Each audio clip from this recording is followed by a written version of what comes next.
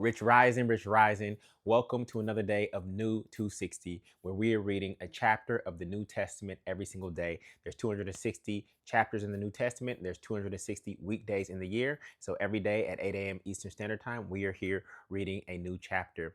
Today, we are in Matthew 13. And Matthew 13 is going to take us a bit of time because it is one of the meatiest chapters in the entire Bible. This is where Yeshua goes over, I think, 6 or 7 parables. The parable of the sower is in here, the parable of the wheat and the tares, the parable of the leavened bread, the parable of the mustard seed. So we won't be able to decode all of them in detail because each one of those is a sermon in and of itself. But we're definitely going to read this chapter. There are about 58 verses. So we got a lot to cover, and where I'm led to go in depth and do some more decoding, we will do that. All right. So go ahead and get your Bibles out, turn to Matthew 13, and let's get started. Matthew chapter 13, verse 1. The same day went Jesus out of the house and sat by the seaside. And great multitudes were gathered together unto him, so that when he went into a ship and sat, the whole multitude stood on the shore. And he spake many things unto them in parables, saying, Behold, a sower went forth to sow. Verse 4. And when he sowed, some seeds fell by the wayside, and the fowls came and devoured them up. Some fell upon stony places, where they had not much earth, and forthwith they sprung up, because they had no deepness of earth. And when the sun was up, they were scorched, and because they had no root, they withered away. And some fell amongst thorns, and thorns sprung up and choked them. But others fell into good ground and brought forth fruit, some 100-fold, some 60-fold, and some 30-fold. So in most cases, Yeshua does not decode the parables, but there are 2 parables here in Matthew 13 that he decodes, and we're going to get into what this one means in just a second. Verse 9, who hath ears to hear, let him hear. Verse 10, and the disciples came and said unto him, Why speakest thou unto them in parables? He answered and said unto them, Because it is given unto you to know the mysteries of the kingdom of heaven, but to them it is not given. So the beauty of parables is that everybody can access the parable at their own depth of understanding. So it's a very, very powerful form of communication, because when you use a parable, you can get to someone who has very little understanding, and it can be understood by even children. And for those who have deeper understanding of the material end of the parable, because the parable usually connects some earthly concept that is part of your daily life to some spiritual concept. Remember, Christ consciousness is trying to bridge this gap between the superconscious God mind and the conscious and subconscious mind. So it is serving as this bridge. And so it's literally trying to translate these spiritual concepts into using people's everyday lives, right? And so verse 12, for whosoever hath, to him shall be given, and he shall have more abundance. But whoever hath not, from him shall be taken away, even that he hath. So when you think about this from a financial concept, right, it sounds like the rich get richer and the poor get poorer, but that's not what it's saying here. What it is really saying is, for whoever has an abundance mindset, right, who has a receiving mindset. That's really what abundance is. It's your ability to receive. Are you in receiving mode? Whoever has an abundance mindset, to him shall be given more, right? And he shall have more abundance. But whoever has a scarcity mindset, who's not ready to receive, right, from him shall be taken away even that he hath. Right? So he's speaking about this as a parable. So those who are really seeking truth and receptive to truth, they will get it and they will understand. But those who are always looking for the wrong in the situation, they will limit their ability to hear and perceive what is actually being said. In a previous chapter, we talked about John being the one, when John came eating nothing and fasting, you talked about him negatively. And then when I come and I'm eating with my disciples, you talk about me negatively. So you just have negativity. The lens of your life is always looking with negativity or looking to find fault in something. And so that's really what's happening here. So this can be applied financially, right? In terms of having an abundance mindset, and therefore you shall receive an abundance. But it's really speaking to the richness of the truth, the spiritual truths of this world, right? So we are to seek and we shall find, and that's what we are committed to doing every day when we show up here. All right. Verse 13. Therefore I speak to them in parables, because they seeing see not, and hearing they hear not, neither do they understand. And in them is fulfilled the prophecy of Isaiah, which is Isaiah 6:9. Everybody write Isaiah 6:9 and go read that later.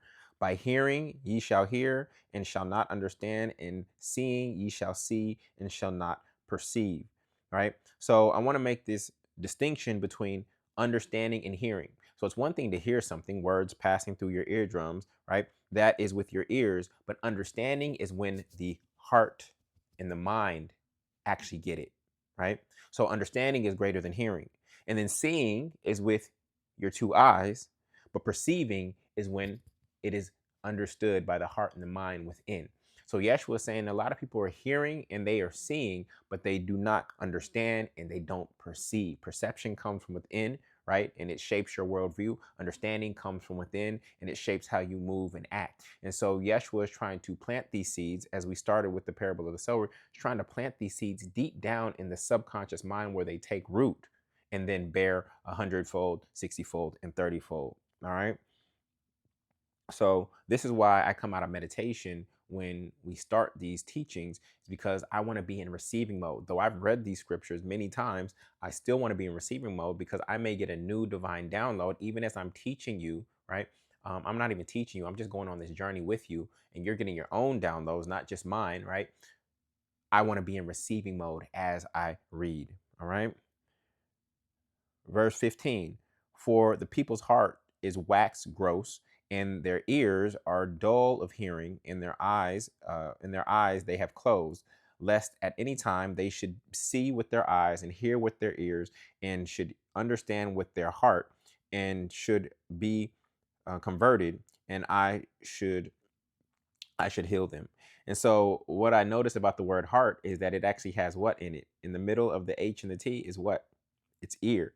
And if you take off the T, what do you get? Hear. So when you're truly hearing and understanding, it's actually penetrating the heart, right? Verse 16, but blessed are your eyes, for they see, and for your ears, for they hear.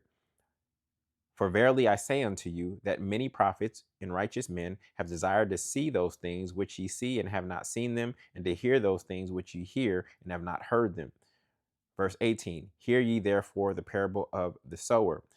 When one heard the word of the kingdom, and understood it, so he's about to decode the parable that we just started off with. When one heareth the word of the kingdom and understandeth it not, then cometh the wicked one and catcheth away that which was sown in his heart. This is he who receives seed by the wayside. Okay. So this person has no understanding. That's the first seed. No understanding. They heard it, but they don't have understanding. Therefore, they can't apply it. Remember, wisdom is knowledge applied righteously. Wisdom is knowledge applied righteously. So they heard it, right? Got excited. It got to the heart, but then it got rejected. Verse 20, but he that receiveth the seed in the stony places, the same is he that heareth the word, and anon with joy receive it. Yet he hath not root in himself, but dureth for a while. And when tribulation or persecution ariseth because of the word, by and by he is offended. So this was somebody having excitement, right, without it taking root. So it landed on the stony places, which is essentially a hard-headed mind, right? So it's not even open to actually receiving yet. It heard, but it didn't understand, and therefore it fell by the wayside. Okay. Or when it, and excuse me, the first one fell by the wayside. The second one, when the word that he heard was tested in life, when you were heard a word and you went to apply it and it didn't happen the way you expected, then you throw the word away.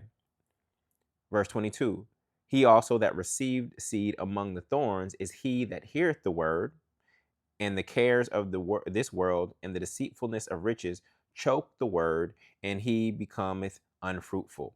So this is talking about busyness, right?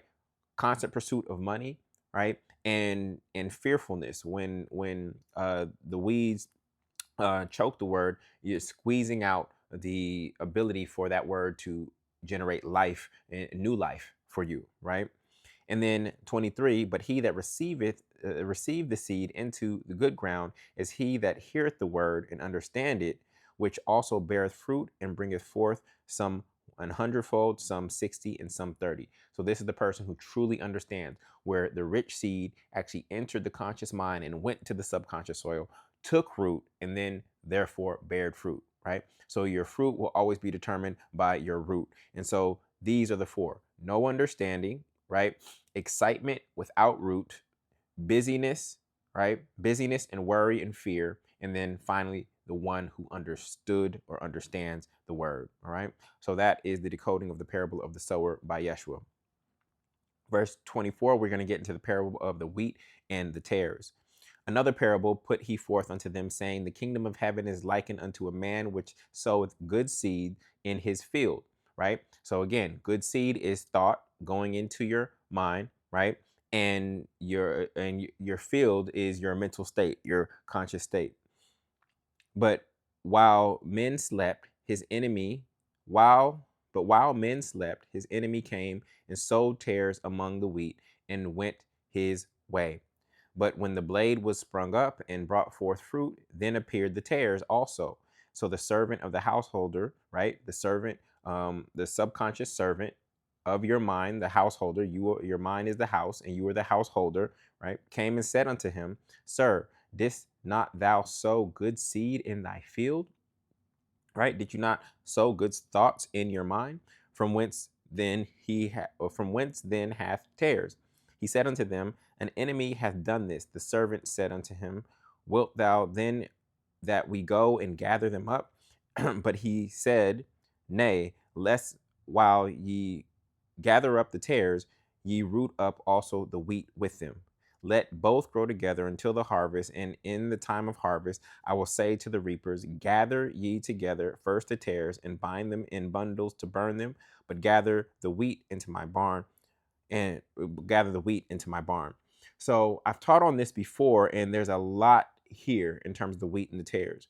So oftentimes we think that all of our thoughts are good, when in reality they aren't. And then when we see tares in our lives, right, that bear up, because uh, wheat and weeds can look alike in their initial stages, but one is useful and fruitful, and one is not. And one is kind of a nuisance in a way. At least above ground, it is a nuisance, because there's actually some benefits of weeds. Weeds are good indicators of soil health. If weeds don't grow, there are no potential for wheat to grow. Weeds are strong and thus break up the hard soil, making it easier for wheat's roots. And weeds pull nutrients from deeper levels of soil and share them, and weeds prevent erosion. So this whole notion, I used to be into positive psychology and just think positive, but we know that the universe operates based on polarity, right? And that there is good and evil, there's light and dark. And so all of the thoughts that we have aren't always good thoughts. And when we see negative manifestations in our life, we go back. We need to be able to bind them up, right? And then put them in the fire, meaning burn them away, right? But it's part of life. And if you try to get into the mentality that, oh, I only want to think good thoughts, think about this. Some of the bad seeds that we planted in our lives have actually made us better. Some of the bad seeds in our lives have actually made us better. And when we see the negative manifestation, we have to understand that universal law does not judge. The subconscious mind doesn't judge whether the seed is good or bad.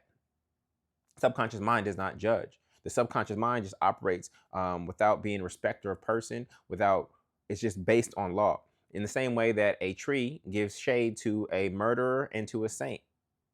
does not judge. It's just universal law. Gravity treats a murderer and a saint equally. The law is the law is not subjective, it is objective. So it's going to work for good and it's going to work for bad. And so we just have to be more and more conscious of that which is in our mind. So we don't disrupt the balance of polarity in life. This tension is necessary for growth, and this juxtaposition helps us clarify what we do want. Sometimes in order to get clear on what we do want, we have to see what we don't want. Sometimes to get clear on what we do want, we have to see what we don't want. All right. And so, for instance, my mom losing her home is what inspired me when I was in college, actually inspired me to get into real estate. So while that was a negative manifestation that might have come through her mind or our minds collectively, it ended up inspiring me to do good in another way later on through the multifamily movement. So bad seeds aren't really bad. And here's why. If you truly believe that all things are working together for our good, then there is actually no bad. It's really about withholding judgment and then waiting for the good to emerge and looking for the good in every situation, in every manifestation. Now, if we find that our life has a lot of negative manifestations, then yes, we need to become better gardeners and we need to be able to identify those weeds earlier. If there's a huge imbalance between the good seeds and the bad seeds. But I don't think this life is just about just goodness in terms of everything is going to be good. I think that the quote unquote bad is actually here to grow us and to refine us in interesting ways. Remember, our thoughts are not God's thoughts. God knows what we need to be refined. All right. So, um, so again, back to the positive psychology movement. The goal is not just positive thinking and ignoring the negative thoughts or pretending like you don't have any negative thoughts. It's being aware of them, allowing them to exist, observing them, and binding them up at the right time.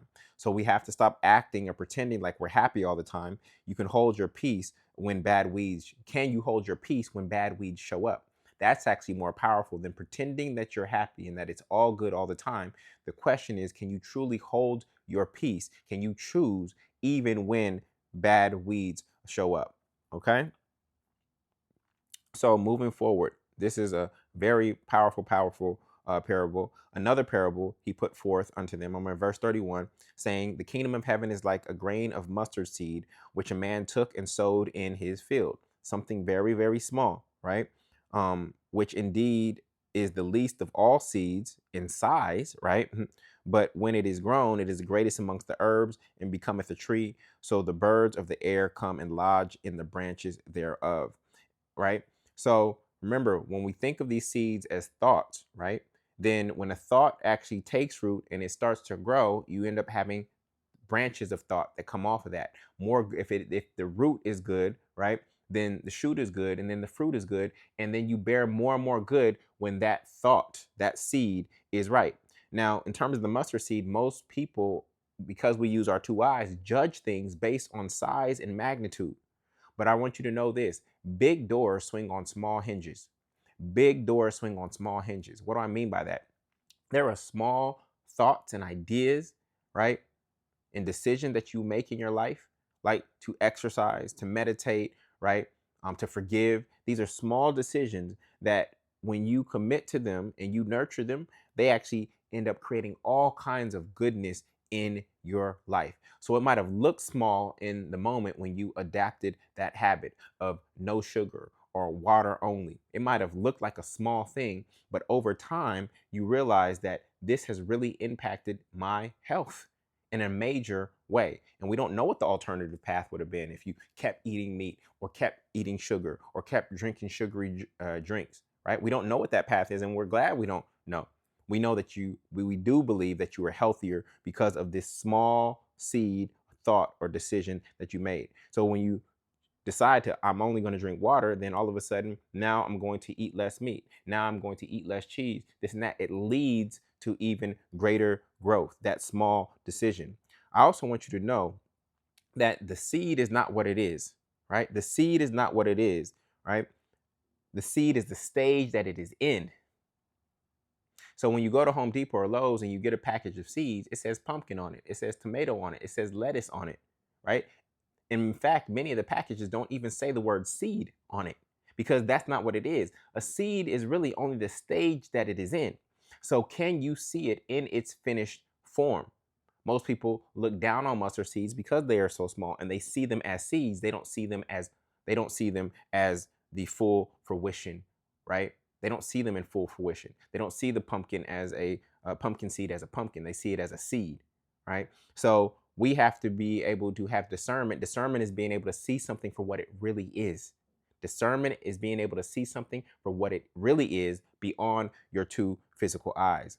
So how it looks in its development stage is irrelevant to its finished form. How it looks in its development stage is irrelevant to its finished form. All right. So I could go deeper there, but there are so many parables we must continue.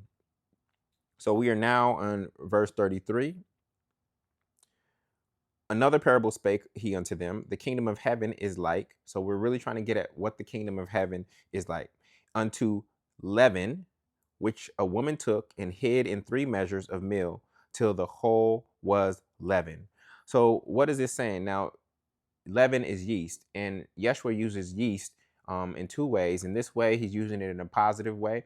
But then when he says, beware of the yeast or the teachings of the Pharisees, he's speaking of it in a negative way. When he uses it in that sense, he's talking about the puffed up teachings, right? They have their arrogant teachings and beliefs, right? That's what yeast does. It puffs up bread, right? It puffs up bread.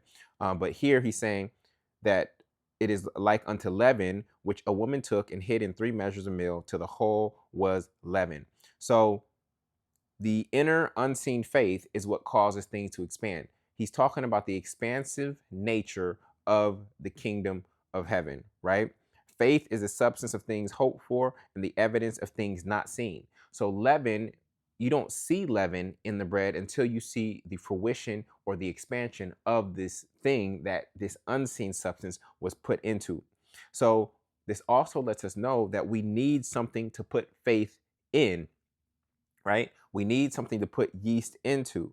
Many choose religion, but it can be an idea or yourself too. You can believe in yourself. You can believe in an idea that you have, right? When you put faith in it, it causes those things to expand. All right. So the kingdom of heaven is this hidden, unseen, expansive potentiality in the visible, seen, material realm of the mind. Okay. So Yeshua is trying to educate us on the kingdom of heaven. We're going into verse 34 now. All these things Jesus spake unto the multitude in parables, and without a parable spake he not unto them. This is why anytime you see red text in the Bible, you have to look at it deeper than the surface level of what it may mean, because it says that Yeshua only spoke in parables, right? Verse 35, that it might be fulfilled, which was spoken by the prophet, saying, I will open my mouth in parables, I will utter things which have been kept secret from the foundation of the world. That's Psalm 78 verse 2. Psalm 78 verse 2. But again, we see throughout Matthew thus far, he's always trying to pull from Psalms and from Deuteronomy, etc., to kind of force this prophecy to be fulfilled. Verse 36, then Jesus sent the multitude away and went into the house, and his disciples came unto him, saying, declare unto us the parable of the tares of the field. So even his disciples did not understand. Okay. And these are people who were walking with him on a daily basis. So these things take time. And again, flesh and blood may not reveal them to you. It's going to be your connection to source and your readiness to receive, right? That is your abundance mindset, your readiness to receive the truth. Because once you receive the truth, guess what? You got to act on the truth. All right. So verse 37, he answered and said unto them, he that soweth the good seed is the Son of Man. In 38, the field is the world. The good seed are the children of the kingdom, but the tares are the children of the wicked one. So by children, he's not referring to people. Okay. He's referring to children as offspring or manifestations of a certain pattern of thought. Okay. He's not talking about children. He's talking about the offspring of certain seed thoughts. Remember, we're going back to seeds. Every seed is going to bear fruit just by universal law. It's going to bear wheat or it's going to bear tares. Okay. So The good seeds are the children of the kingdom, the manifestations, the good ideas, the offspring of seeds of wheat. Then the children of the wicked one are offsprings of the seeds of weeds. And the enemy that sowed them is the devil. The harvest is the harvest is the end of the world, and the reapers are the angels. Okay, verse 40. As therefore the tares are gathered and burned in the fire, so shall it be in the end of this world. The Son of Man shall send forth his angels, and they shall gather out of his kingdom all things that offend, and them which do iniquity, and shall cast them into a furnace of fire. There shall be wailing and gnashing of teeth. And then shall the righteous shine forth as the sun of in the kingdom of their Father. Who hath ears to hear, let him hear. All right. So this is the second parable that Yeshua decoded. And in all honesty, I questioned some of the decodings, because why wouldn't Yeshua decode all the other ones, right? If the goal is truly understanding.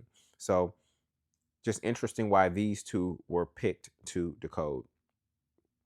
All right. So we are now in verse 44. Again, the kingdom of heaven is like, okay, that language pattern over and over, unto a treasure hid in a field, the which when a man hath found it, he hideth or hideth, and for the joy thereof goeth and sell all that he hath and buyeth that field. So what I really treasure, what this is saying is that what I really treasure, if I really treasure truth, it may cost me everything. If I really treasure truth, it may cost me everything that I know. But it will give me so much more in return. It may cost me everything that I technically know, but it will give me so much more in return. And notice, he didn't just go buy the treasure, he bought the entire field. Why? Because he knew that there would be more treasure in that field. He knew that there would be more treasure in that field. So he bought the entire field, not just the treasure. So, if you had to give up everything, right? And I'm not saying that you have to sell everything like this man, but if you were to give up everything, what would you give up everything for? What do you value more than what you have? Because if you truly valued everything you have, then why are you still in pursuit? What are you in pursuit of? More of what you have? So that's just a question for you to consider in your journey. What could be more valuable than what you currently have, right? They call it trading up. What would you trade everything that you have up for? The answer to that question will be revealing and actually challenge you to act on it. Okay? Verse 45, and the kingdom of heaven is like unto a merchant man seeking goodly pearls, right? Goodly pearls. Verse 46, who, when he had found one pearl of great price, went and sold all that he had and bought it. Okay. So, in order to find the kingdom of heaven, it's going to require full commitment. You can't hold on to the earthly realm and the kingdom of heaven at the same time. It is a full commitment. That is what Yeshua is saying here, right? Not telling everybody to sell all their possession. What he's demonstrating is that this search is a full commitment. Not saying that you have to be a minister full time, but you have to be fully dedicated to this search and to the truth, right? Verse 47, again, the kingdom of heaven is like unto a net that was cast into the sea and gathered of every kind, which when it was full, they drew to the shore and sat down and gathered the good into the vessels, but cast the bad away. So this is very similar to the parable of the wheat and the tares. And we know that net means what? Your neural network. And so when you cast your neural network out, your attention, your thought energy, you're going to catch various things. You're going to catch various ideas. And you're going to sort between the good ideas that you catch and the bad ideas that you catch. And you're going to get rid of the bad ideas and keep the good ideas, right? So this is very similar to the parable of the wheat and the tares. Verse 49, so shall it be in the end of the world. The angel shall come forth and sever the wicked from among the just. So almost exactly as he concluded was the wheat and the tares. Verse 50, and shall cast them into the furnace of fire, and there shall be wailing and gnashing of teeth. Exactly the same ending as the parable of the wheat and the tares. Verse 51, Jesus said unto them, have ye understood all these things? Disciples like, no, we haven't. Right? They're looking at each other like, man, this is crazy. You decoded too for us, and they're just not getting it. And Yeshua even demonstrates frustration with them not being able to understand, but it's really his own frustration of his ability to communicate these spiritual principles into a way that man can understand. And it's also the hardening of their own hearts and their own minds, being caught up in the ways of the world and not being able to receive, even though they are with him. And he's like, look, if my own disciples can't receive, then it's going to be even harder. And they see and are with me every single day. It's going to be hard for me to get this message across to all of humanity. But I'm going to do and try my best, even if it takes millennia. Verse 52, then he said unto them, therefore, every scribe which is instructed unto the kingdom of heaven is like unto a man that is in an householder, which bringeth forth out of his treasure things new and old. Okay. So when you understand the kingdom, you will learn from the old timeless insights and the Old Testament, and you will draw new insights as well. So this is really speaking of the Old Testament and foreshadowing the New Testament as well. So it's not abolishing or abandoning all ancient truths, because some of those are universal truths that don't change based on time, right? But out of those new truths, out of those old truths, Yeshua is saying that I will draw out new wisdom and new insight. So yes, you've heard it of the prophets say this, but I say this, right? So he takes these old truths and elevates them to the next level. It's like it's time to raise up beyond our old ways of thinking and being. And it came to pass that when Jesus had finished these parables, he departed thence. And when he was come unto his own country, he taught them in their synagogues, insomuch as they were astonished and said, whence has this man this wisdom and these mighty works? Remember, flesh and blood does not reveal this depth of wisdom to you. It is through your intimate relationship with the Father that you get these divine downloads and insights, staying in his word, meditating, going out into nature, being still. These are some of the ways that we hear God, and such that flesh and blood does not reveal these things to us, that they get revealed from the superconscious mind, not from the conscious mind, not from reading a whole bunch of books, not from a whole bunch of conversations, not from hearing it from somebody else, but you get these divine downloads and these original thoughts that you can't Google, that you didn't hear anywhere else, but it was sent to you because you were open and receptive. You were a channel to be used and to hear and understand God, right? And God is always dropping these seeds on us. But the question is, going back to the parable of sowers, which kind of mind do you have at that moment of time where you were getting those divine downloads or seeds? Okay. Is this not the carpenter's son? So you can't be defined by your old identity, right? You can't be defined by your old identity. People always in my comments say, Julian, stick to real estate. Stick to real estate, right? And I tell them all the time, should Jesus have stuck to carpentry? So some of us get too attached to our old identities. And so the people who know us based on our old identities, they can't see us outside of that. You're still your mama's baby, right? In many cases, and you 40, 50 years old, you still your mama's baby. They can't see you outside of the 18-year-old who left the house, right? They still see you as such, but you have to keep on evolving and growing despite other people's attachment to your old identities. Is this not the carpenter's son? Is not his mother called Mary, and his brethren James and Joseph, and Simon and Judas, right? Verse 56, and his sisters, are they not all with us? Whence then hath this man all these things? So they're like, where did he source this wisdom from? Right? We know that we have this gap between the ages of 12 and 30, where Jesus went and what he learned during that time. Did he learn it from someone? Did he learn it directly from source? What kind of practices and rituals was he doing to stay in alignment in such a way to get these divine downloads and divine seeds? We are in the darkness around that, but we are trying to extract the wisdom from his teachings. All right. And verse 57, and they were offended in him. And they were offended. When you have favor on your life and when you have insight that people know is beyond what they've ever imagined, people can get offended by the new you. People can get offended by the new you. But honestly, if you are continuously growing, then if you are continuously growing, there's always going to be a new you. And this is why everybody can't go where you're going, right? And they were offended in him. But Jesus said unto them, a prophet is not without honor, save in his own country and in his own house. So some of the things that bind us and actually keep us from growing is the comfort and the connection of the spaces where we grew up and the people that we grew up with and the nostalgia of our past. And we have to break free from those old traditions in order to get to truth.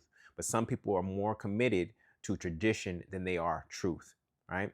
Now, when you go home for Thanksgiving and Christmas and things of that nature, you don't have to share all of your new self. If you have discernment and know the nature of the people that you engage with, you only reveal what needs to be revealed, right? You don't have to share all of the new you with them, because oftentimes they will see that as you think you're better than me, right?